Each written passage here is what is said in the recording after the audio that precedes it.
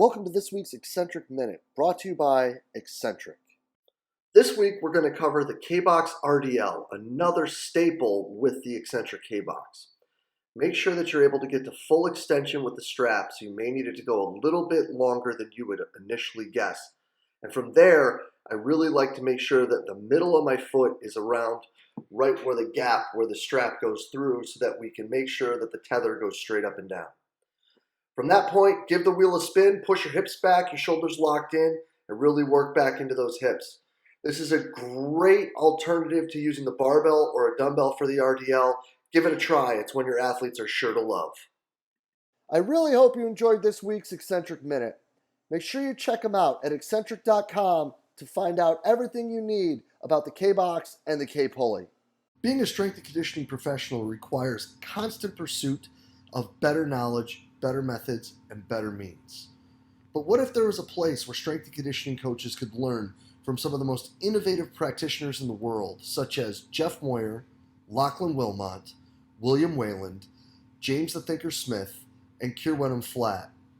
Well, you could find multiple lectures from each of these top-level coaches and a few lectures and examples from yours truly as well, all in the Strength Coach Network.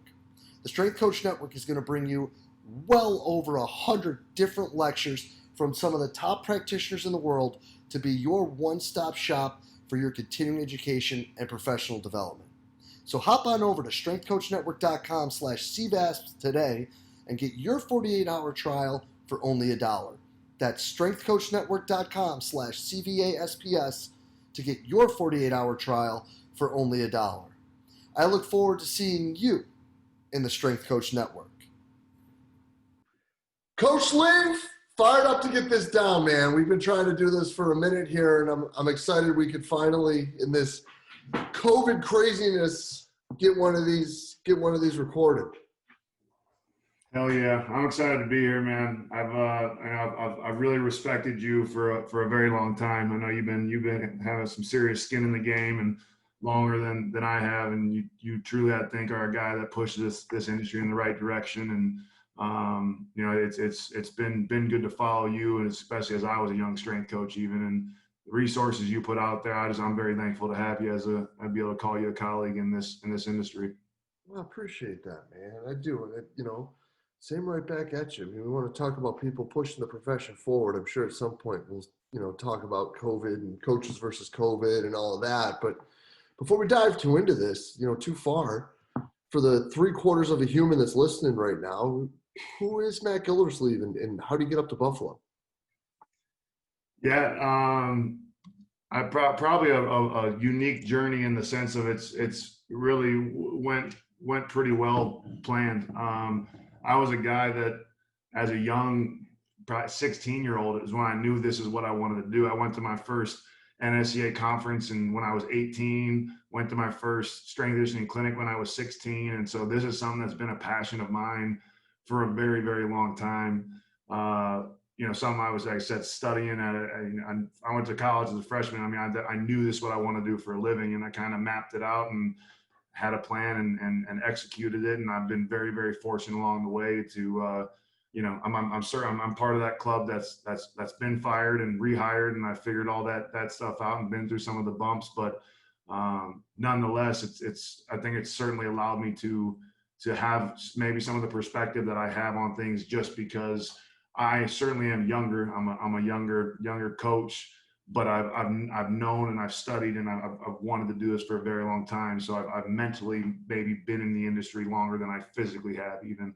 I'm very passionate about trying to give people the experiences that I had, and trying to give people maybe advice that I wish I would have had at a younger age, and just trying to make the profession better for the coaches that come next, the ones that come behind us. I just want to really passionate about trying to leave it better than we found it.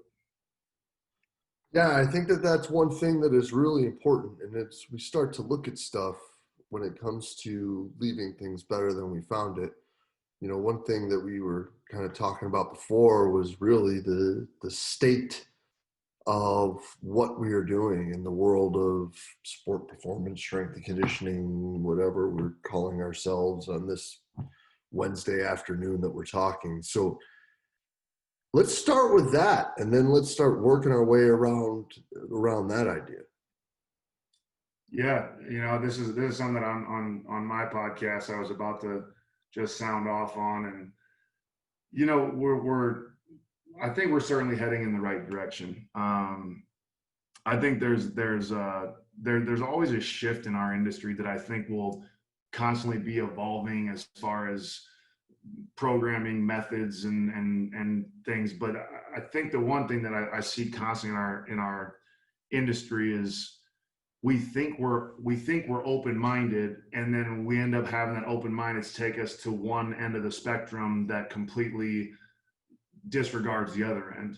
I think one of the things my college coaches always tell us is never fear an opponent, but always respect it. And I kind of always looked at other people's opinions that same way in this industry. Is you know, it might not be the way I do things, but I'm still going to find a way to respect what you do. If you have a why, if it's something that you have, it's even like something like this. Here's an analogy: is I take the same walk 2 to 3 times a day, especially in COVID around my neighborhood, right?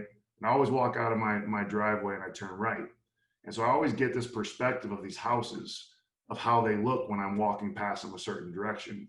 Well, last week I decided I'm going to turn left and I'm going to walk this backwards. So instead of going right out on my neighborhood, taking the same exact loop I've been taking now for 8 months, I said I'm going to turn left.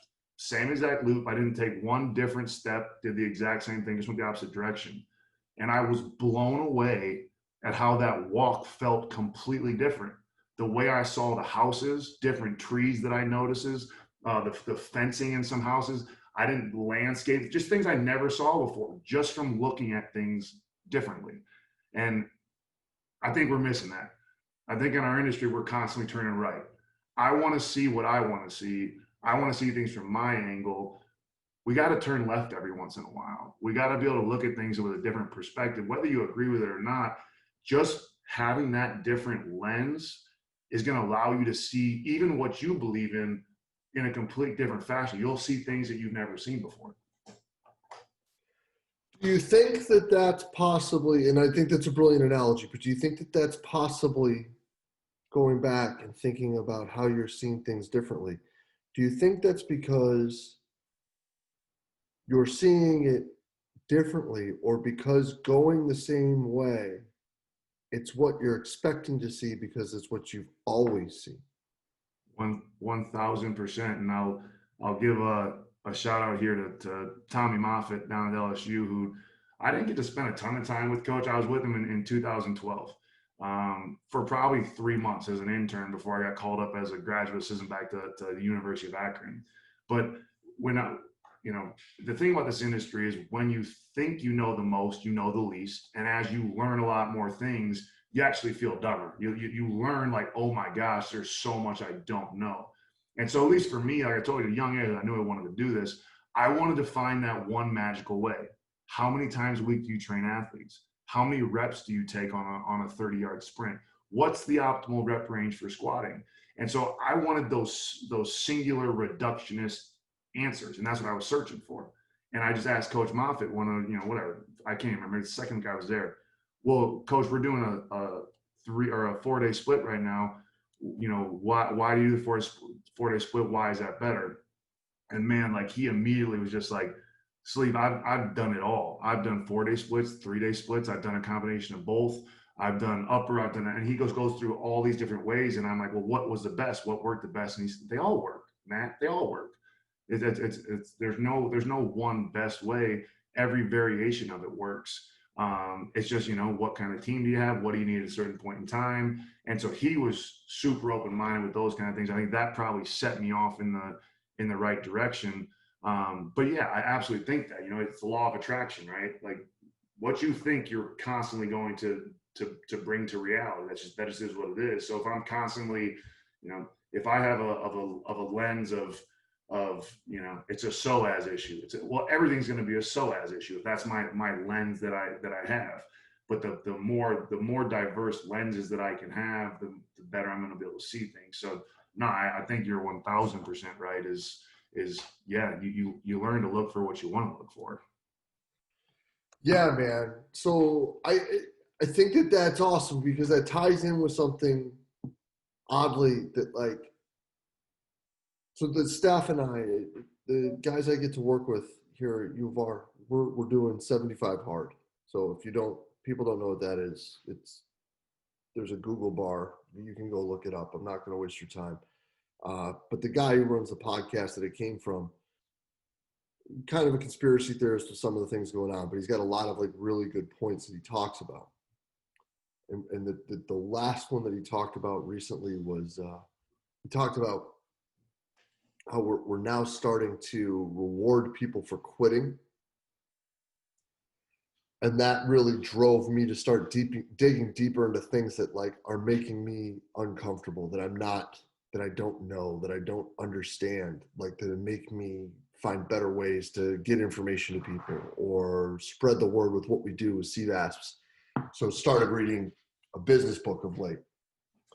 And you talked about the law of attraction and seeing what you want to see. Well, this guy who wrote this book talks about how finding alternative views instead of just sitting there discarding it right away. What he ended up doing was listening to somebody or watching some like intro DVD that someone had about some sales strategy, marketing, whatever.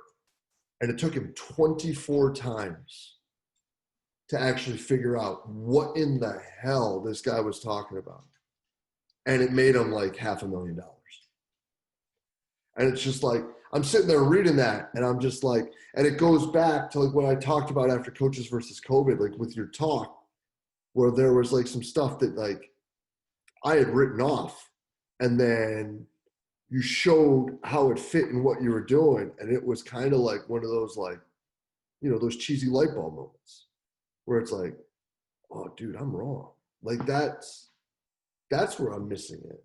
And I couldn't agree more. I think that we sit here, you know, and we want to look at our programs, you know, Jay's the 1x20 guy, right? And it's like, little would anybody know that right now, because of the group we have, we're doing like 2 or 3 lifts a day, like 5, 6, 7 days a week with these guys for like 8 sets of 5 or 12 triples or whatever. It's like,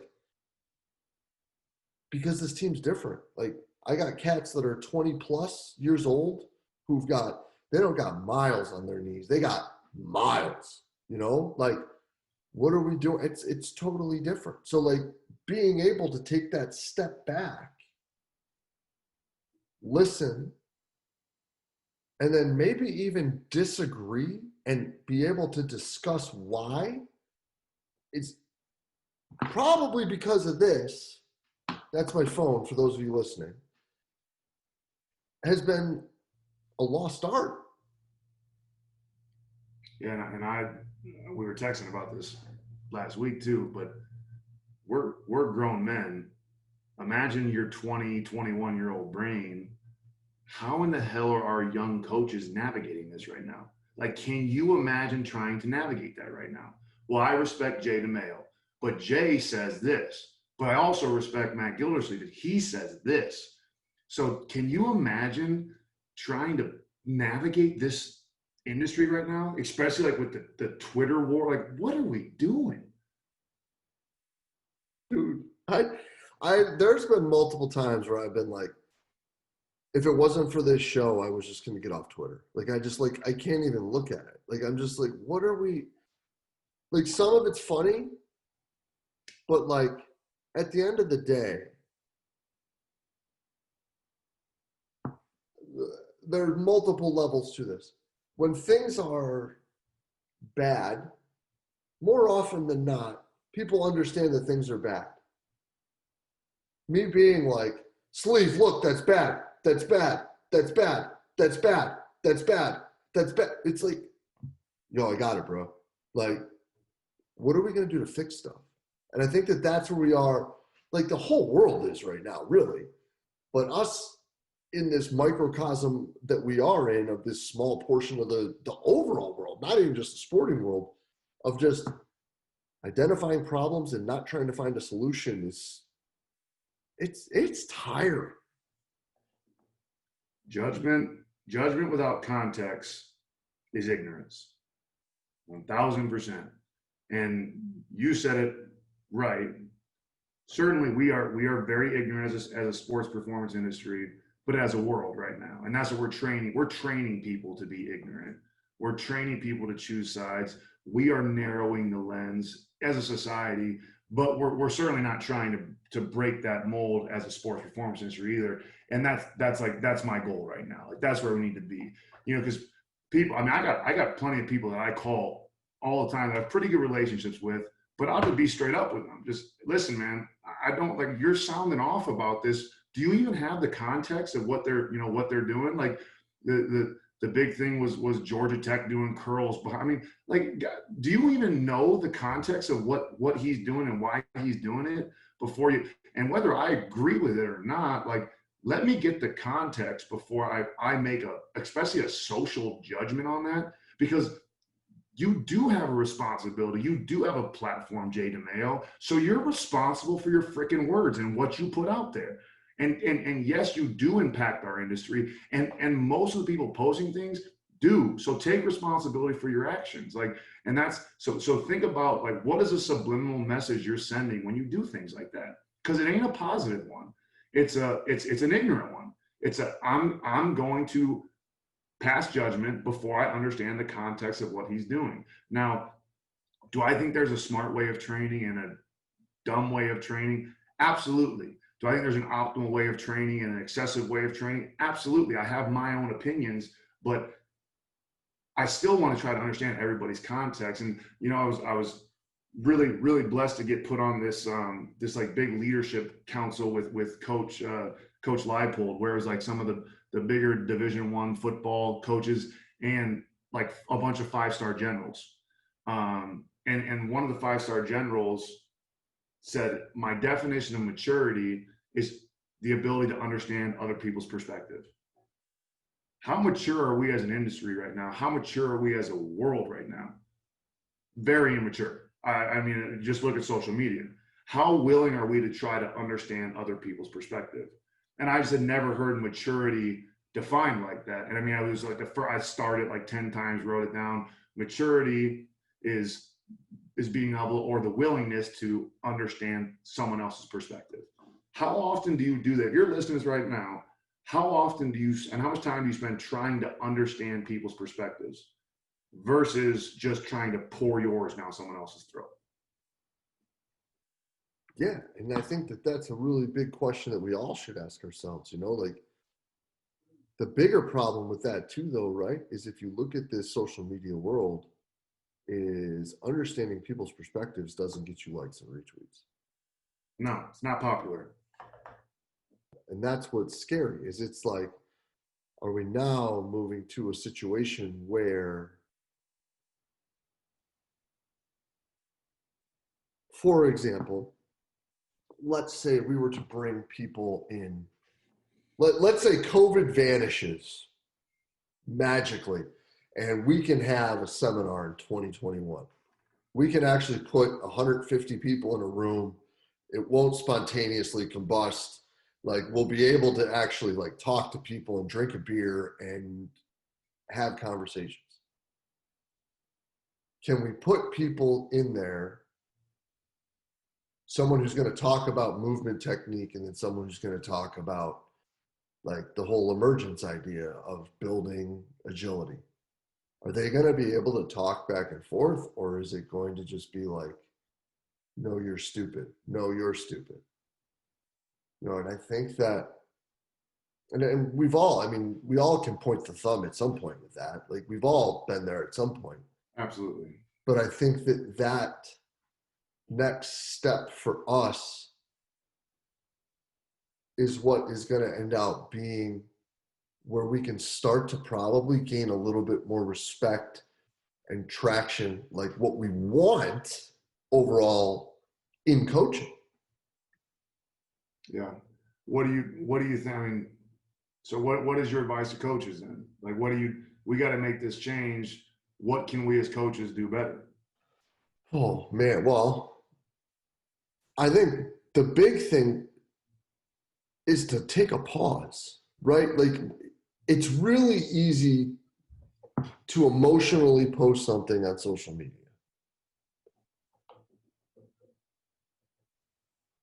If you're just basically posting the same thing that someone else posted in your own words, is it really going to end out being something that's productive? Now, if it's something that's egregious and something that people, in your opinion, really do need to take a stand for, then I think that's a different situation. But I do also think that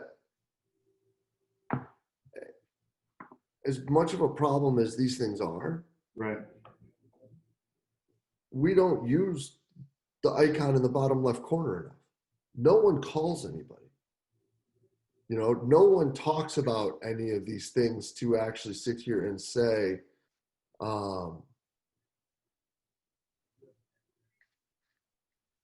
like, I mean, lack of a better term, what are you thinking? Like, what are you doing? You know, and I think that in a clickbait society where likes and retweets and memes and gifs are what have driven everything forward and how people entertain themselves, I think that that's going to be a bigger challenge than we think. Yeah, I think I would challenge people too is I guess right now, if grab a piece of pen or grab a pen and a piece of paper, write down your biases. Do you know what your biases are? Because we all have them. I mean, and it's not wrong. That's where I think people think like people think that biases are negative. It's human nature. You're going to have them. What's negative is having bias and not understanding your bias. Like I got to know that the lens that I look at through how I assess information, through how I assess athletes, through how I assess our team's culture, I'm going to have biases, subconscious biases. If I don't understand them, I'm not even giving it a fair shake. And so, how many of you listening right now could name one of your biases? Like, what's something that you have a subconscious bias, and that might be the way you view, the way you view training, where it may be. Here's one thing that I do. I do this all the time. I'm a huge reader. I love reading. I read every single day. I try to read 60 books a year. But what I am always bad about is I get engulfed in the sense of, let's say I'm reading a book on the foot, right? On the biomechanics of the ankle soleus gastroc complex. Well, then what does my bias become? All of a sudden now I'm looking through everything like it's got to be the foot, right? Well, what about the other 59 books I read this year? Where'd those go? And so that's something that I constantly have to remind myself of is as I'm reading, like, dude, it's one book. Don't forget about the other 500 that you've read, and don't forget to turn your brain off because now everything, it's law of attraction. That's like, I'm guilty. Hey, I just bought a red car. Now all I see is red cars, right? And we're terrible with that in strength and conditioning too. I know I'm not the only one that's guilty of it, but at least I know I'm guilty of it. And so what you're listening to this right now, can you get a pen out and a piece of paper? Can you write down what you're subconsciously biased about, or maybe consciously biased about? Do you know those things? Because that's a hell of a start. Yeah, and I think a lot of that start could just be like, who are you learning from? Who have you learned from, and what are you looking at right now? You know, like whoever you were under, whoever taught you, are the people that you're going to look at things and be like, their way's the right way. Even though there's, I mean, in this world, there's obviously someone who looks at things 180 degrees different. They might not be wrong. And again, like there may be something that you can pull from that maybe doesn't even need to replace something, right? I think that that's like probably part two, Sleeve, where we get into these ruts, right? Is that we get afraid subconsciously that, oh, you know what? Like that stuff that Matt was talking about, the coaches versus COVID. No, I don't do that. So I gotta, he's right. Yeah. I gotta replace everything. I gotta change it. And it's like, well, like maybe that was just like the step before, you know, like it's okay to be wrong. Like when you just like this is what I was thinking about today. We talk about all these things in injury reduction and yada, yada, yada, right? And when you look at all these research studies, like we're going to talk about Jay's opinion of being wrong. We talk about like landings and landing mechanics, how important it is. And a lot of coaches spend a lot of time on landing mechanics. I've never understood it. So like, you don't want to land and stop. You want to land and go the other way. Like you want to plant and go. Like, why are we teaching them to stop? And then like another person just got hurt, like in the NFL, another big time player. And I'm just like, if all this stuff is telling us and all this research is telling us that this is what prevents injuries, and we constantly have the best of the best getting traumatic injuries, I don't care what your study says, it ain't working. Like, I don't care if Jimmy and Becky are fine now because they can play under 12 soccer. I'm sure they're great kids and they've got great parents, and everything's fancy and happy for them. But yo, man, like Sunday, if Josh Allen landed wrong and his shoulder went out and he was out, I would have cried. Like that's not going to work for me.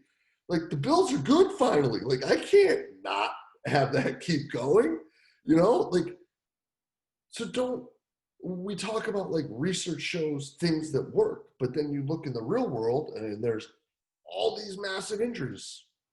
Well, do they? I guess that's just my thing right now. It's like, but do they? I don't know. No. Correlation isn't causation. Causation No doubt. No doubt. Yeah, it's. I would say that is the other thing that I think we are certainly going the wrong direction, or probably always have been. We have such a reductionist lens that we look through as strength coaches, as in, I took 1/10 off his 40, he's going to be a better football player. What? Like, where did you read that? Like, how do you know that? Or, oh, we got better at landing mechanics, so we're going to have less ACL injuries. Like, do you know how complex the human body is? And we're going to try to reduce it to that, or we're going to try to say that this is that was one thing that set me off on freaking Twitter the other day. Is someone posts like Saquon Barkley catching a clean with a slight valgus knee bend like 4 years ago, and goes, this is why he tore his ACL. Like, are you serious right now? Like that's how reductionary we're going to be in our lens of how we're looking at these injuries. And you got everybody that's trying to quantify every Sunday injury that we have in the NFL, and it's just like, how many variables go into an injury? How many do we control? How much of it is just, but you try to rationalize an irrational system, and we do it on a daily basis as sports performance coaches. Trying to rationalize an irrational system. Yes. And I think that when we are sitting here, especially like the sport of football, right? I mean, like probably everybody in the world, if you've ever heard Louis Simmons talk, one of my favorite people I've ever gotten to talk to. But if you can't hear when I say force equals mass times acceleration, if you can't hear Louis say it, then you never really talk to Louis, because he says it all the time in every discussion. But we're making bigger athletes that are faster and accelerate better. There's more force going into their body, into these cuts, into all these things. And yeah, like COVID put people in a bad spot. Yeah, there are some different mechanisms and some different things that are popping up, no pun intended. But to sit here and try to quantify from your computer and break down everything that is going wrong, as opposed to, college basketball. Are we paying attention to what is going on with the NBA? Are we paying attention to what's going on with Major League Baseball and with football, with the NFL, and even college football? Where are there some problems? What are some things that we might want to take a step back and say, if we're really going to play 30, we got to make sure that we've got a couple of, T's crossed and I's dotted, because not learning from other mistakes is even worse than the people that made the mistakes. 100%. And like I said, I don't mean to get on here and I want people to understand I make these same mistakes. I'm the guy that looks at an injury report and literally tries to go through each one and go, man, what could we have done to prevent this? Was it his hamstring to quad ratio? Did we not educate him enough on hydration and sleep? Like what? And so I'm just as guilty as you are. But yeah, I mean, I've never been afraid of making mistakes, Jay. Like that's something that I've always been comfortable with it, because I know it's going to happen. Like I know it's going to happen. But the one thing I refuse to ever do is not learn from them. And if I can learn from somebody else's mistake, that just fires me up. And that's really why I try to have as many conversations as I can. It's like I don't, yeah, Jay, I want to talk to you about the good things that you're doing in your program, but I also want to know, like, be comfortable telling me the things that you're not doing well, that you messed up. And that's why I was going through my computer the other day and just looking. I have my folder of all the presentations I were given, and I've given a presentation that was just on my mistakes. And I'm like, I think it's my favorite. I forgot about it. I think it's my favorite presentation I've ever given. It was a 45-minute presentation on all the mistakes that I've made, and it was just me trying to say, guys, just don't make these same mistakes. Try to find a way to learn from mine, to once again make whatever. If you can say make an athlete not have to experience this, then great, don't make them do it. If you can have an employee that doesn't experience this because I told you this, more than willing to do it. And that's where I'm not afraid to air that shit out, man. Like I'm fine with it. I'm humble enough to stand up here and tell you that yeah, I think we do some things really, really well here, and we've done some things to be successful, but I've made my fair share of mistakes. I promise you that. And yeah, you're spot on, man. Like, take the time to try to learn from other people's mistakes. Don't be afraid to ask. Don't be afraid to call someone up and say, not just asking what they're doing well, but what is something that you need to improve on in your program today? What's a mistake you made 5 years ago? What's something you made at a young age that you would change? Learn from people's mistakes. Nailed it, coach. I love it. Yeah, and I think that doing a presentation like that is really important. And I think that the next thing that also is important is how the big thing that we like to do is talk about like things that we do for specific aspects of preparation, right? Like, this is how we break down our energy system work. And this is how we reverse engineer things. So we look at speed. So we start looking at these mechanics and we start working on these drills. And then we start doing these things. And then we get all the way through. And then the last thing that's said is, if you have any questions, contact me here. But we don't like to post results very often. And I think that if you're going to talk about a speed program, you need to talk about how fast kids got. I think that Cam talked about that, like with you guys this summer, and actually started putting out numbers of improvements and things like that. And I was like, that's pretty rad, man. Like dude gets it. Dude's got some things dialed in. He's not like saying it with his chest. He's like, hey, this is just what we did. I don't know.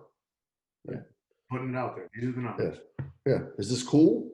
Like, are you better? Or you like, can this help you? Do I need help? Like, what do you? And I think that that's important, and I've been lucky to learn a lot from Joseph Johnson, and like, that's all he says is he's like, okay, you're doing something different. Okay. Why? What's it doing better? And I'm like, X, Y, and Z. He's like, okay, can you quantify it? Like, is it like showing you things better? I'm like, yeah, with A, B, and C. And he'd be like, okay, cool. Because like, if you're doing something better than I am, like, I want to know. Like, that's it. Like, if you're not doing it better than you were, then why are you doing it? And I think too that's honestly, that's one of the tricky things is trying to figure out is we say it's working, but what is it? And we try to say, okay, and then as coaches, same thing. We reduce it because that's what we do. We like to isolate and reduce. We reduce it to one thing and say, man, that glute activation stuff that we added into the program Haven't had a hamstring pull since. And once again, I'm guilty of doing this and saying this at a clinic, right? But it's not the glute activation you added, it's the system. The system all works together. It's every piece of the it is the back squats, it's the single leg squat, it's the way you warm up, it's the sprints you added, it's the volume you took out here, but it's the whole system, right? It's like I can't remember where the hell I read this, but Jay, if I just talked into your right ear right now, like, what does an ear do? An ear listens, is what somebody would say. Okay, if I cut your ear off and stuck it on a table and talked into your ear, would you still hear? No. Your ear don't do nothing without a brain. So it's the system. The ear doesn't work. The ear doesn't listen. It's all a system. Just like if you don't have an ear, you can't hear either. It needs the brain. The brain needs the ear. The ear needs the brain. So to reduce things, it's dangerous, man. You have to assess the system too. The system's working or the system's broken, but it's not one small piece. But once again, we like to reduce. We like to isolate. That's how we like to look at things. Yeah, and I think circling all the way back, that reductionist thought is what, in a way, is what we keep tripping over. Stop. Yeah, because we just stub our toes every time we walk past the table instead of sitting here and realizing the table's there and talking about different ideas and things of that nature. And that's just what it is. It's tough. It's tougher to look at things like that, man. Like it almost gives you anxiety to a certain extent of really, when you try to quantify the whole system, man, it's tough to look at. Like it really is to really try to wrap your brain around the system as a whole. It's a lot, but it's why it's everything that you do in life. Like you gotta try to evaluate the whole system together, and not, I guess, what's the easy way out? It's a lot easier for me to reduce something and isolate it and then evaluate it than it is try to evaluate the entire system together. And that's in anything. That's in marriage. That's in fatherhood. That's in being a coach. That's in training athletes. That's in a corporation, how a corporation works. It's certainly the more complex way to look at it, but I think it's wildly beneficial to try to change your lens of how you look at things. And I would certainly challenge listeners to try to start doing that. Yeah, man, 100%. And I think that not just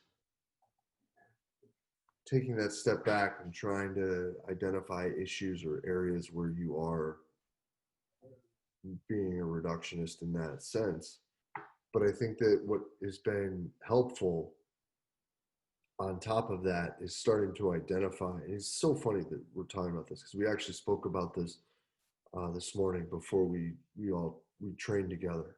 But like, that's half the reason why the people I pulled in when we were doing our programming to this return to play stuff through COVID. It's like,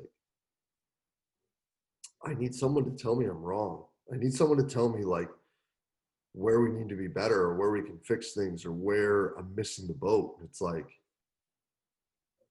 a sports med guy and a strength coach who came from a completely different background than I am is where it started. And then it added another strength coach and another sports med person. Then all of a sudden it was, I mean, not 180 degrees different, but it was obviously like, I mean, it wasn't the same cake that we were making in the beginning.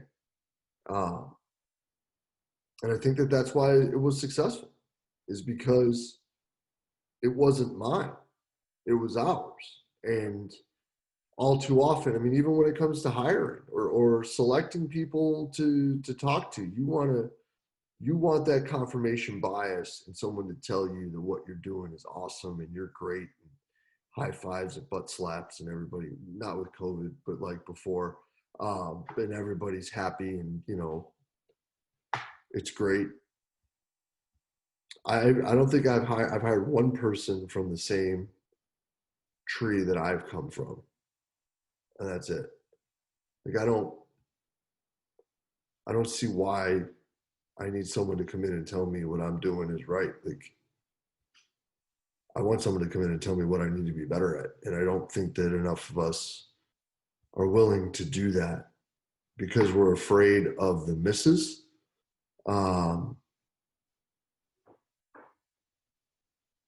Because those are scary. The misses in hiring, not the misses in programming. The misses in hiring are scary because that's where it ends out being like, then what do you do? Yeah. I mean, I think the power of devil's advocate is incredible. That's the thing I respect most about our head coach Lance Leipold here is that was something that was new for me. But whether he actually disagrees with you or not, he plays devil's advocate. He challenges more things than I've ever seen a leader challenge. But I think that has made me so much better because once again, it's allowed me to look through things through a complete different lens. You also like you're trained to do it now. I'm trained to know that if I'm going to bring an idea to the table, he's going to challenge it. So as I'm bringing that idea to the table, I've now thought about things 6 different ways that I would never thought about before. Well, how is he going to challenge it from a culture standpoint? How is he going to challenge it from a logistical standpoint? And yeah, I mean, I think most important thing I thought you said there is people hire people that they're comfortable around and that are going to tell them how good they are and what they do well. You're spot on. Get someone to come audit your program and say, hey, what do you see? What do you see that we can improve on? It's what we keep talking about, but it's easier said than done, man. Ego is the enemy, and people don't like that. But once again, what do you like, coach, and what do I like is we just want to get better. And if that's truly what you want to do, then you won't mind it. You'll embrace it. You'll love it. You'll welcome it. You'll welcome mistakes because mistakes lead to learning. And I'm addicted to learning. I love it. Teach me something. That's what I want, right? And this is even before a mistake. This is just like did you think of? This isn't even like something didn't work. This is like, hey man, so like, you like this type of ham, I like that type of ham. Like, have you ever tried this type of ham? Like, it's not like it's that much different. It's just like, we got Virginia baked ham down here, and you guys up there with Wegmans, you got like your Black Forest ham or the Wegmans ham off the bone. Yeah, I'm that big of an upstate New Yorker that I could tell you exactly what Wegmans has in the deli. So yeah, don't at me for that. But it's like ham is ham, but it's different ham. Like, it's not like we're sitting here and it would be like, oh, so we're looking at all this and it's like, oh, well, you should throw all of this away. And if you don't do snatches, you should only do snatches because you should do snatches. And if you don't do snatches, like, you suck. Like, that's not like how those conversations go. Snatches win championships though. You didn't know that? Here, let's go here. Let's do this. This is what I want to talk about. Do we value ourselves too much as a strength coach? Do we value ourselves as saying whatever Jay DeMayo does, that's going to win us championships? Without a doubt. And I think that most people would agree with that, comma. They're afraid to say it because then it comes back to, then what are we fighting for with all of we work too much, the pay's too little, blah, blah, blah, blah, blah, blah, blah. So yes, and I think that understanding that and the importance of the players' understanding of the game are probably the 2 things that have flipped my career on its head, have led to the best relationships I've ever had with kids from 16 in the swim club that I get to work with to pros in their 20s, where it's, here's the big rocks. You guys understand the big rocks? Okay. There's other big rocks that look like those big rocks. Like, if you don't want to put a bar in your back, what do you think about front squatting or belt squatting? Or, because at the end of the day, if my point guard can't play 37 minutes at his highest output, no one is going to give a rat's ass about how he squatted. So maybe I should probably sit down and listen to him and talk to him about what's important. Yeah, I did. I mean, I got I agree. I think you have to find your value and show your value, and that's important. I think we as strength coaches, we invest our value in a lot of the wrong places as far as what we're most impactful for. I was at Akron for 7 seasons. It's a pretty long time to be at a school. That seventh season, from just if you just took numbers, just a number standpoint, fastest we'd ever been if you took our average 40, strongest we'd ever been if you took totals in the weight room, best, least amount of injuries we ever had in 7 years, best discipline we ever had, as far as least amount of being late, missing workouts, best it had been in 7 years. What happened? Got my ass fired. Okay. So what kind of value did that have on winning? And my point is just because you squat more doesn't mean you're going to win. Just because you run a faster 40 doesn't mean you're going to win. Our value is our platform. To me, is number one. Is are you using your platform to change kids' lives? That is the most value that we have as far as longevity and really changing things, is our ability and the platform we have to be around multiple young men or women or whatever you coach and change their lives. I think we have a ton of value in the culture of our program, as far as teaching these kids the same thing, these young men, young women, how to do things, what's the right way, what's the wrong way, how we're going to do things at our program. And then to me, it's the sports performance piece of it. But it's not the other way around. And I just think there's way too many coaches that value themselves as, once again, we increase that 40, we increase the amount of championships we win. If we're the stronger team, we're gonna win. I mean, I don't know, honestly, Coach. If my team squats 100 pounds more than your team on average, and it's 4th and 1 on the goal line, using a football reference here, but my team has terrible culture, and your team has great culture, a bunch of tough freaking dudes who are gonna go get it, I'd take your team, over my team that can squat more. So it's all a balance, right? It's all a balance of finding a way to instill culture, of using your platform to grow and teach young men and young women, and a sports performance piece of it too. And I think our priorities there get off whack too, because of what you said, because we do value ourselves as wins and losses. Now, I think we have an extreme value in the programs. I think Jay DeMayo has an extremely high value, as probably, besides the head coach, probably the most valuable guy on that staff. I think that the strength coach does as well, but I think it's not for the reasons why we think we're valued high. Because at the end of the day, once again, we could have all those things, right? We could have great young men and great young women. We could have the top sports performance in the world, great culture, but if the offensive coordinator calls a bunch of terrible plays, we're still going to lose a game. So the amount of the effect we have on the outcome of the football game or the basketball game or whatever it is that you're playing, we need to put that in a check sometimes and really understand, what are you doing? And if it's not those first couple of things, just understand, what you're investing your value in as a sports performance coach as well. And, if it is strictly just sports performance, you're probably a private sector coach, which there's nothing wrong with that. But you're training people one-on-one, and you're strictly just isolated and reduced to that.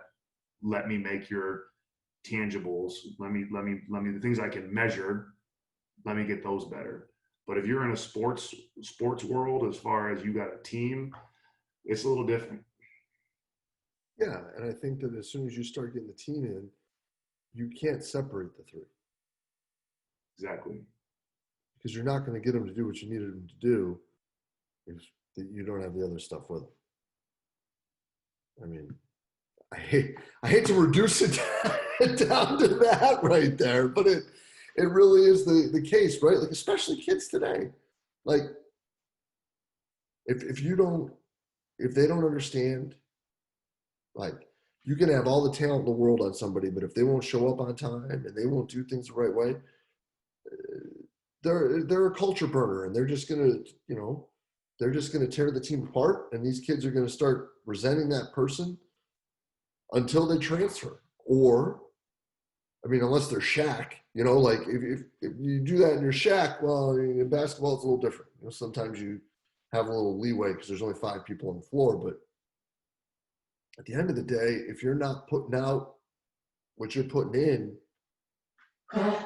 there's people that are going to have a problem with it. Yeah. And you know, I hate, I'm hesitant to come on, especially you have such a big platform that and of listeners and everything. I don't want people to think that you and I are just on here bitching about the industry right now, because I feel like we've given some good solutions on how to correct some of these things. Like it's not, I think followers point out problems. I think true leaders point out solutions. And I think we've given some things to try. Now you're going to hear what you want to hear right now. And I hope when you leave this podcast, however you're listening to this right now or watching this, I hope you take away not all the 10 things that you and I just brought up as issues, but I hope you understand that along the way, and maybe you got to rewind, is we gave you solutions to try to work through some of these things. But and you know, I've always been passionate about trying to leave this thing better than I found it. I think that the first thing that was ever passionate, like I wrote this down, is I was going to show strength coaches that going on vacations was okay. Like to me, like you ain't gonna outwork my ass. Like I'll find a way to outwork you. That's always been my thing. That same sentence though, I'll outplay you too. Like I have no shame in putting a family picture of me on a freaking beach with a Corona light in my hand, having a great time. And I've always been intentional about that. Like I'm not gonna hide my personal life. It's, you know, you don't have to live in a book and work 7 days a week to be a good strength coach or to be a good professional. Travel the world. There's a lot to see. Get some diversity in your freaking life. Like that was, I'm talking when I was 23 and I became a head strength coach. That was the first thing that I'm like, if I change one thing in this industry, I'm going to make people understand that you can get success at a very young age by working your ass off, but it's okay to have some fun too. And for me, it's always been important to just try to send subliminal messages out there. But I'm a very positive guy, so I don't want people to be like, damn, I listened to this and Matt Gildersleeve came on and bitched about the industry for 45 minutes. Like we brought up some points, but I think we brought up some solutions. At the end of the day, we're not trying to downplay things. We're just trying to keep pushing this thing forward, which it is. And coach, I don't know if you agree or not, but honestly, I think we're heading in the right direction. There's just some correctives we got to make. I see a ton of great coaches out there doing phenomenal things, and there's so much great content out there right now. It's better than it's ever been before, and there's so many positives out there. But there's just a lot of people with some serious influence that I think we could be better with, and I just think that we got to take some responsibility on some of those things that we're putting out there, both in both directions. And I hope people take this and can get something of it of positivity, not, oh, we're all doomed, we're screwed. Guys, there's tons of good things out there, man. Let as always be nitpicky, find ways to improve and keep on growing. Yeah, man. Like 100%. I just think that again, at the end of the day, if you're not actually providing a solution and all you're doing is pointing at problems, all you're doing is complaining. So I think this has been a pretty rad chat. I think that there's some things that I obviously am taking from this also. And I'm gonna like that whole idea of like writing down what your biases are. I think that especially again, like not to keep plugging the 75 hard thing, but like sitting there and being able to be like, yo, like where should you be learning from? And that could include like for people listening, like, that doesn't just mean like what you do in the weight room. Like for me, like I'm a huge Gary Vaynerchuk nerd. Like I read all his stuff. I listen to his podcast. That's probably why I cuss too much.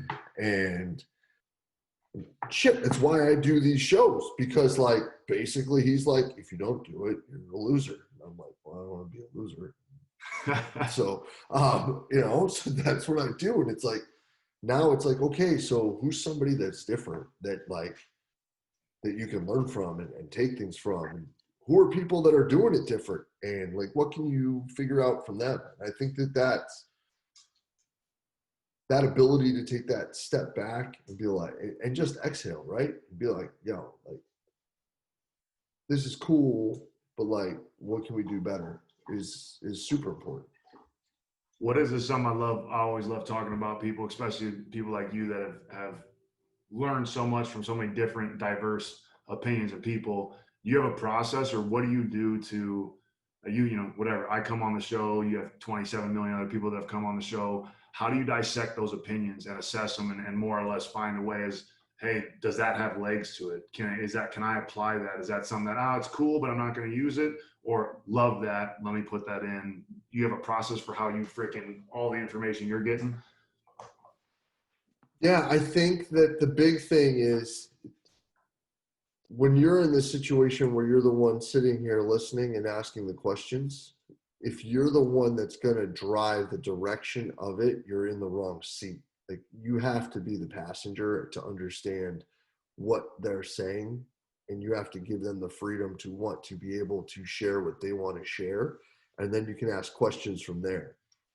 And then with that, like, that's why, like, when we start these, before we get going, right, the first thing I ask is like, what are you fired up about, man? Like, what are you geeked up about? Because people are going to want to share the things that they're fired up about. And typically people are going to share the things that they're fired up about, not because like it sucks, right? Like, it's typically something that they're successful with, or they're seeing success with, or they're having fun doing. And that is something that no matter what it is, you need to take into account and you have to listen to. And if whether or not it'll fit in your life, you have to be able to step back and evaluate later. But sitting here and listening, you have to take everything that they're saying as it's successful in that area. So now what? How can you? For example, if we were to have changed this and gone a whole different direction and talked about sleep, what are some things that you can actually do? If, like, a few weeks ago, we had Nelly on, when he was talking about communication and all the graphics and how they dumb things down, like, does that matter if you aren't using multiple pieces of information? Does it matter if you're doing things in the private sector? Does it matter if you're just doing it for yourself and to make sure that your training is moving in the right direction? Or is that something that you should be working on because you now understand that one of the best high performance directors in the country, who's doing a sensational job communicating, not just there, but through this again to everybody in the freaking country and the world? I mean, shoot, everything you put on the internet to the whole world. Like, what can you take from that so that you can start looking at, because you were at Akron for 7 years, I've been here for a while. Like, there may be another stop that's going to require you to do something different. There may be another team or another situation, or heaven forbid, an injury that occurs that's going to have to require you to do something differently. Just because you don't use it Thursday doesn't mean you're not going to use it Sunday. And that's where I think people trip, is they're like, well, running a symposium, right, dude? People always want to talk about, well, what's the Monday morning stuff? What's the Monday morning stuff? We do the seminar when we do it because I don't see my guys Monday morning. So nothing for me is Monday morning stuff. Like, Monday morning stuff for me is I need to watch as much of this as I can, go through my notes the best I can. I need to redigest this because there's so much that people put into that. But I think that we want it to be too spoon-fed. And then I think the other part of it is that it can't be the first conversation that leads to your definition of what you're going to take. Because in a half an hour, 45 minutes, almost an hour that we've been talking, there's 3 or 4 things that both of us are probably going to have to walk away from, sit there, look at. Friday comes along. Yo, when you said this, like this, like, yes, no, different way to look at it, So there's a whole smorgasbord to it, right? Like, I wish that it was an easy answer and it didn't sound like this was just a long-winded rant, but like, There isn't. And I mean, like, I don't need to tell you this, bro, but there's like, again, like on my team, I've got 2 seniors. I got 5 senior starters. Okay. 3 are 5th years. 1 is a little under 6 feet tall, 160 pounds. 1 is right around 6 feet tall, 165 pounds. 1 is about 6'4", 230, 235. Typically plays between 220 mid and 230 low. 1 is 6'7", 220. 1 is 6'11", 265. What is anything that you could possibly do going to work for all 5 of them, other than giving them water to drink?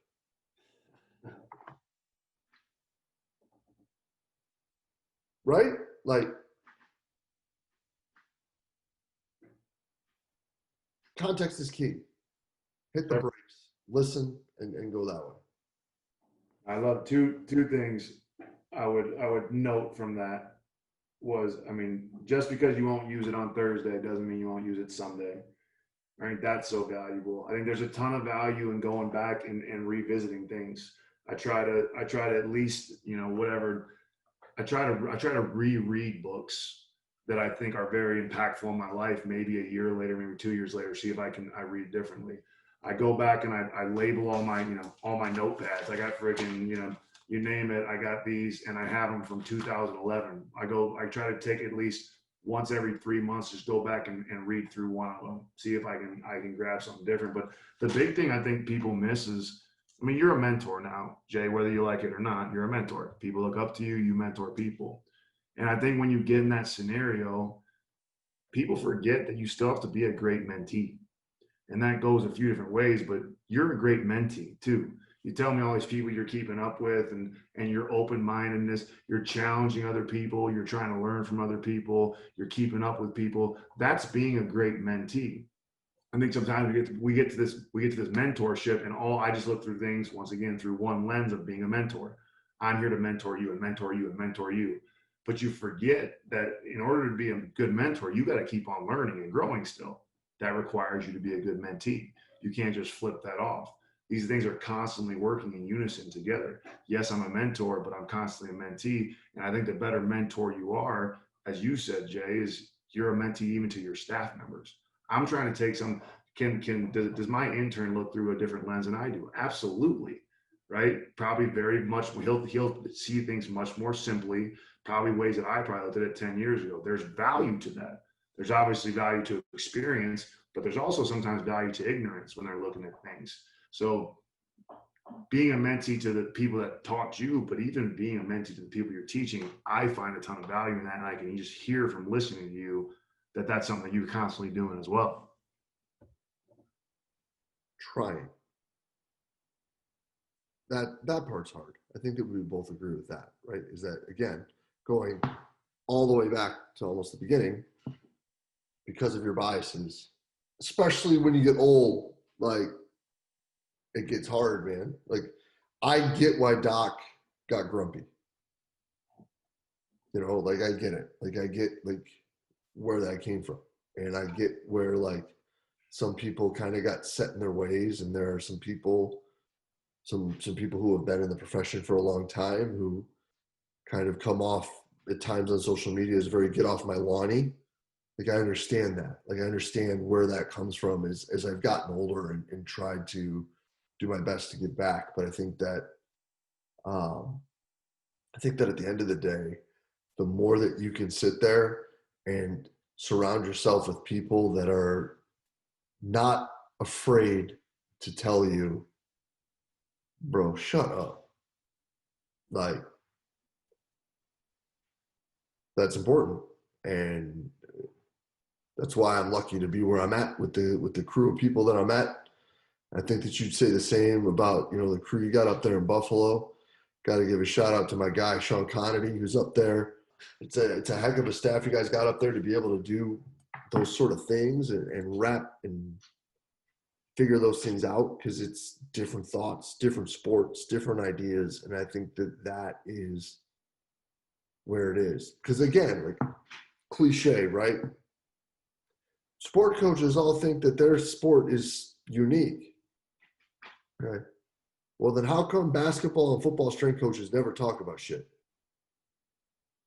Like, how often do Olympic sports strength coaches sit down in a basketball or football weight room and talk to people about stuff? Yeah. Like, again, like, I got windows in my house, but it's not glass, right? Like, we throw a lot of stones to that stuff, and it's like, again, like Donskoff says, man, we got to point the thumb a bit. But no, man, I'm Sleeve, dude. This is a rad hour. I appreciate your time, bro. Like, this is great, man, and we could probably keep this going for another hour and a half, 2 hours. But I'm gonna let Joe Rogan keep his shows at 3 hours and not try to take take the mantle from him. We need some beers to go that long. So next time we're physically together after COVID, we'll make that 3 hour conversation happen. But we'll also rack up a bar tab doing it. No doubt, man. I'm holding you to that, brother. But man, it's great to see you. I'm glad you're doing well, and we'll be in touch real soon, brother. All right, brother. Appreciate you, man. Thanks for doing what you're doing. Yeah, man. Cheers. Thank you.